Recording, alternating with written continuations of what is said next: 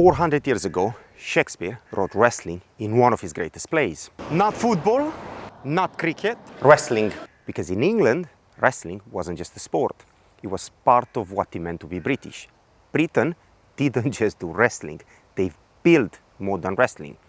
They won Olympic gold on home soil, and British wrestlers spread this sport to every corner of the world. So tell me, why hasn't Britain produced another single Olympic wrestling champion in over 100 years? If we never met before, I'm Achilles, freestyle wrestling coach, Brazilian Jiu-Jitsu black belt, and academy owner with over 30 years of hard-earned experience on the wrestling mats.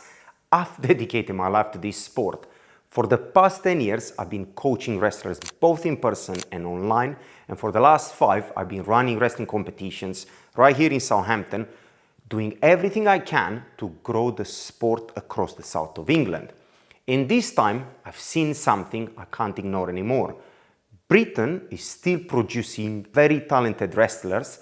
They are just growing up in a country that barely knows this sport exists. This video, it's about how that happened and whether it can be changed.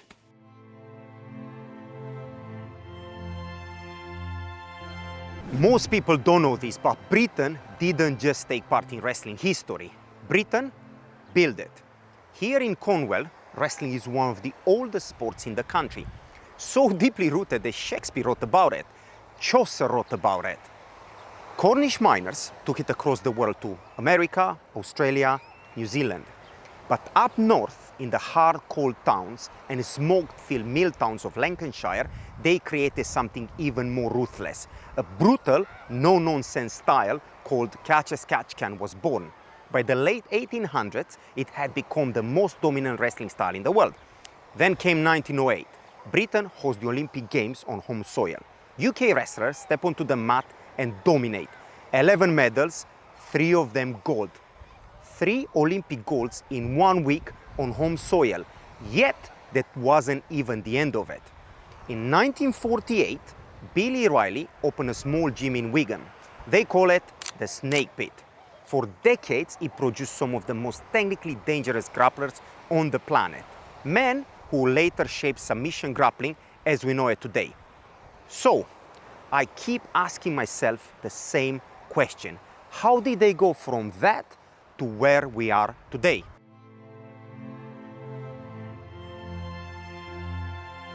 My club in Southampton is the only grassroots wrestling club teaching kids and adults within 75 to 100 miles radius. 1 club, 1 full-time coach, 1 part-time assistant coach, around 50 kids on the mat. The same area has thousands of grassroots football clubs, around 4,000. More than 10,000 teams versus 1. I'm not having a go at football. Football does amazing things for communities, but those numbers tell you one thing. Wrestling doesn't get a fair fight in this country. Every single week, I see what that means up close. Here's something nobody really talks about. Every single time a talented young wrestler in Britain reaches their early 20s, life happens. University, a job, rent, kids, and wrestling, which has no money, no profile, no real career path, gets left behind. Not because they stop loving it, because the system gave them no reason to stay. And every single time one experienced wrestler walks out the door, the room gets weaker, development slows, the cycle starts again. I'm still on the mats every single week, wrestling the younger guys myself. I'm 40 years of age, and I'm in decent shape for 40, but these kids don't need to wrestle me. They need to wrestle someone their own age, their own speed, their own fire. That's how champions are built.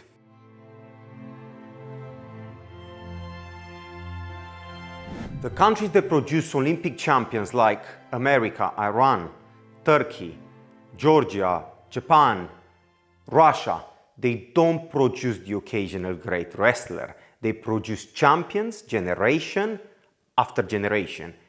Is it because they are stronger than us? No. Do they just work harder? I don't believe that either. Take Turkey, for example. Wrestling is part of their country's identity. It's the national sport. Children are put into wrestling before they can read properly. When a Turkish wrestler wins the Olympics, the streets fill. It's a national event. Then there is Georgia. 4 million people, roughly the size of Birmingham. Multiple Olympic champions, multiple world champions. Per head of population, one of the most successful wrestling nations on earth. Because in Georgia, wrestling is just what you do. Clubs are everywhere, coaches are easy to find. Parents put their kids into wrestling because they grew up watching it. Most parents in Britain hear the word wrestling and think of WWE.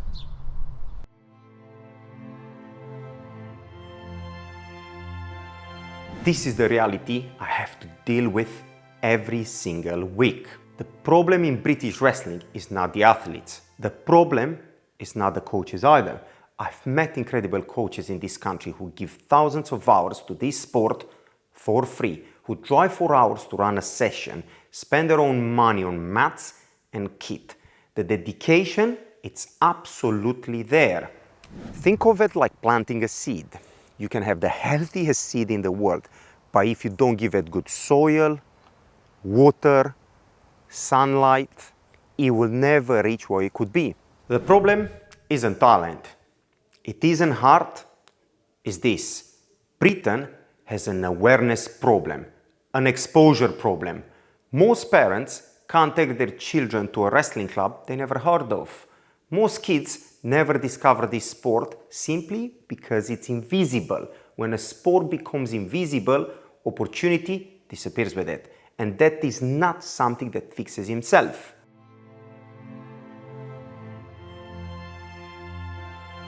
There are days when I ask myself if any of this is making any difference. But then a child walks into the club for the first time. Nervous, never wrestled, doesn't know a soul in the room. By the end of the session, they're smiling. A few months later, their first competition. Terrified, heart's going, hands are shaking, but they stepped onto the mat anyway. They've wrestled, they give their all, they finish. And when they walk off that mat, they are different. Maybe they won, maybe they lost. It doesn't matter because they just done something most grown-up adults would never have the courage to do. That's why I love this sport. Yes, it turns boys into men and builds stronger women, but more than anything, it builds character. It's God-given sport to us. And there is something I believe since the very first day I stepped onto the mat. Once you wrestled, everything else in life feels easier. After 33 years, I still believe that.